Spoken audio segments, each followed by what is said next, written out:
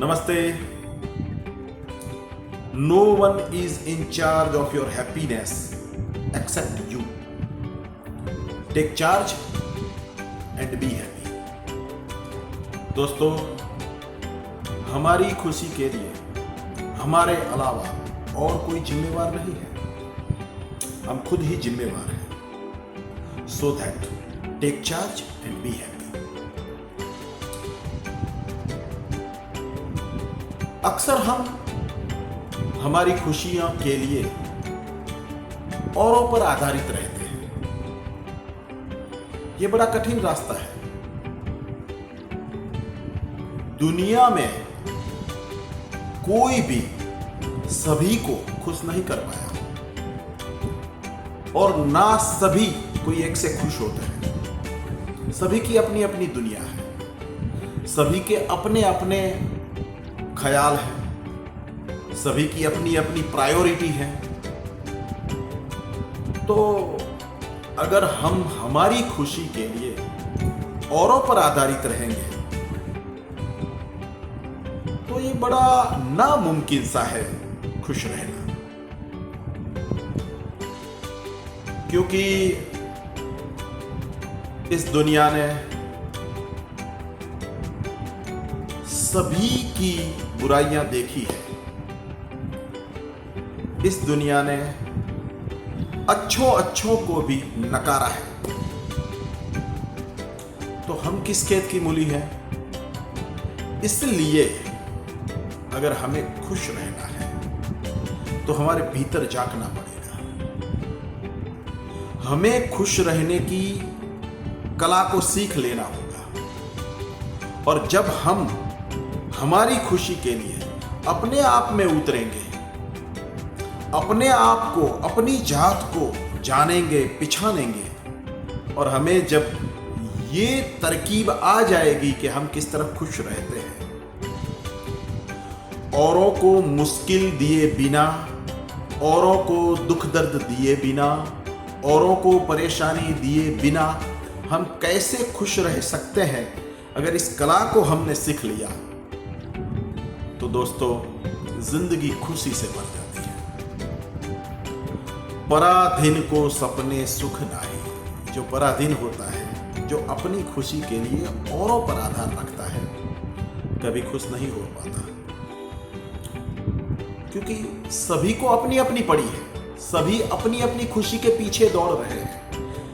आपकी खुशी के लिए किसी को कोई पड़ी नहीं है।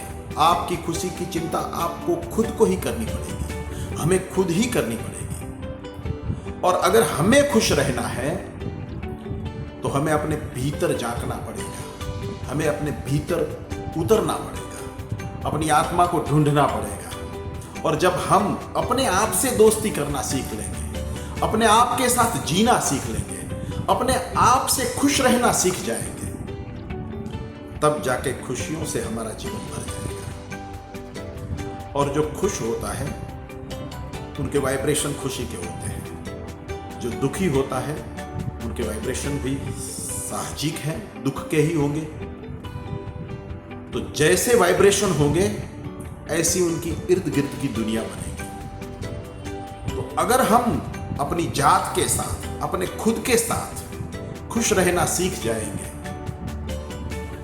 अपने खुद के साथ आनंद से जीना सीख जाएंगे, अपने भीतर के साथ आनंद के साथ खुश रहना सीख जाएंगे, अपने आप से संतुष्ट रहना सीख जाएंगे, तब जाहिर है हमारे वाइब्रेशन भी खुशी के ही होंगे।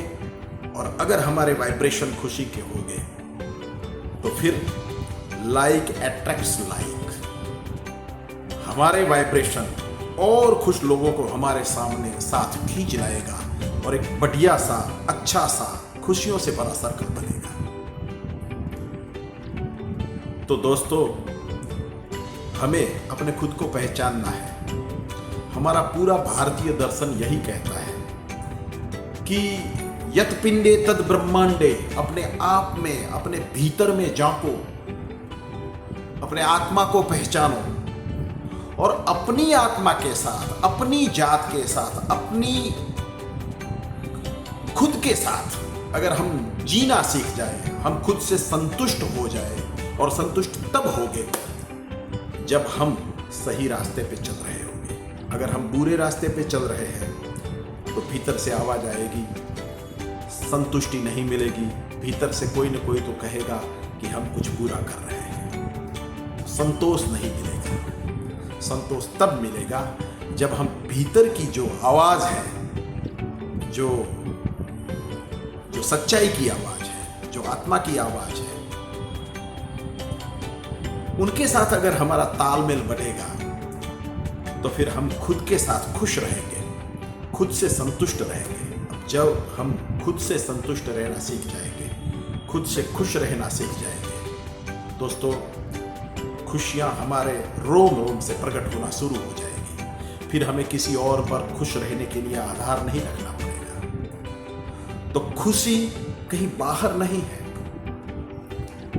कवि काग का, कवि दूल्हा भाया काग का एक बहुत बढ़िया सा सवैया है। हालांकि वो सवैया आध्यात्मिक जगत से और आध्यात्मिक विचारों को दर्शाता है, पर यह खुशी की बात भी कहता है, क्योंकि पूरा अध्यात्म आदमी को खुश रहना ही सिखाता है। और आदमी जब अपने आप से खुश रहना सीख जाता है, और दुनिया में जितने भी आदमी हैं, सब आदमी अपने आप से जब खुश रहना सीख जाते हैं, तो फिर दुनिया में कोई पाप भी नहीं रहता, न दुनिया में कोई दुराचार रहता, दुनिया में धर्म का अवतरण हो जाता। तो कवि काग का वो सवैया है, दौड़त है मृग ढूंढत जंगल बंद, सुगंध कहाँ बन वासे, जानत ना मम नाभि में है बंद, त्यों ही विचार महामृग त्रास है। कहते हैं हिमालय के गिरिकंदराओं में कस्तूरी मृग होता है, और उनकी नाभि में कस्तूरी, सुवासित कस्तूरी होती है। कस्तूरी मृग सोचता रहता है ये सुवास कहाँ से आ रही है, और उनको ढूंढते ढूंढते पूरे जंगल में दौड़ता रहता है, व्याकुल रहता है, व्यथित रहता है। वो जानता नहीं है कि ये कस्तूरी उसकी नाभि में ही है, ये खुशी, ये आनंद, ये ब्रह्मानंद उसकी नाभि में ही है। दौड़त हैं मृग ढूंढत जंगल बंद, सुगंध कहाँ बन वासे, जानत ना मम नाभि में है बंद, त्यों ही विचार महामृग त्रास है, त्यों नर सठ रहे हरि खोज। इसी तरह जो शठ लोग होते हैं, जो मूर्ख लोग होते हैं, वो भगवान को ढूंढते रहते हैं। त्यों नर सठ रहे हरि खोजत, ब्रह्म थकी चित ज्ञान न भाषे, बाहर घूमने से, बाहर भटकने से भगवान मिल नहीं जाता है। त्यों नर सठ रहे हरि खोजत, ब्रह्म थकी चित ज्ञान न भासे, काग कहे गुरु हे मुक्तानंद। कवि काग ने अपने गुरु मुक्तानंद के सानिध्य में सवैया लिखा था। तो काग कहे गुरु हे मुक्तानंद, आप ही आत्म ज्ञान प्रकाश है। आपने आज मेरा आत्मज्ञान को प्रकाशित कर दिया। यही आत्मज्ञान यानी अपने खुद को पहचानना, अपनी जात को पहचानना, अपनी जात और अपने आत्मा के साथ परिचय करना, उससे दोस्ती करना, उससे मित्रता करना, उससे सच्चित्त आनंदमय सायुज्य ढूंढना, और उसके साथ तालमेल बिठा के जीना। भीतर और बाहर में कोई विसंगतता न रहे, सुसंगत रहे भीतर और बाहर, तब जाके खुशियां अपने जीवन में प्रकट होती हैं। तो अपना पूरा जो भारतीय दर्शन है वो यही बात सिखलाता है कि खुशी अपने भीतर में पड़ी है। No one is in charge of your happiness. दोस्तों समझ लो, कोई हमारी खुशी के लिए जिम्मेवार नहीं, हम खुद अपनी खुशी के लिए जिम्मेवार हैं। अगर हमें खुश रहना है तो हमें खुद को ही अपने आप को ढूंढना होगा, अपने आप के साथ सायुज्य से जीना होगा। कोई और आके ये काम नहीं कर देगा। No one is in charge of your happiness except you. Take charge and be happy so that अपने आप का प्रभाव सबसे पहले लेना चाहिए, अपनी आत्मा से परिचय बैठाना चाहिए, अपने भीतर में जो आनंद का जर्रा है उसको ढूंढना पड़ेगा, और वो तब जाके हम ढूंढ पाएंगे जब हम धर्म के बताए रास्ते पर, सत्य के रास्ते पर चलेंगे, सच्चाई से जीना शुरू करेंगे, तब जाके अपने आप से हमें संतुष्टि मिलेगी। और जब हमें अपने आप से संतुष्टि मिलेगी, हम अपने खुद से संतुष्ट होंगे, तब खुशियाँ हमारे रोम रोम में प्रकट होना शुरू होगी। और जब खुशियाँ रोम रोम से प्रकट होती हैं तो हम में ये काबिलियत आती है, हम में ये क्षमता आती है कि हमारे इर्द गिर्द जो कोई भी है सब खुश रहते हैं। तो हम सब खुश रहे, यही अभिलाषा के साथ, यही प्रार्थना के साथ आज की इस बात को मैं विराम देता हूँ। Thank you so much, thank you very much. नमस्ते, धन्यवाद।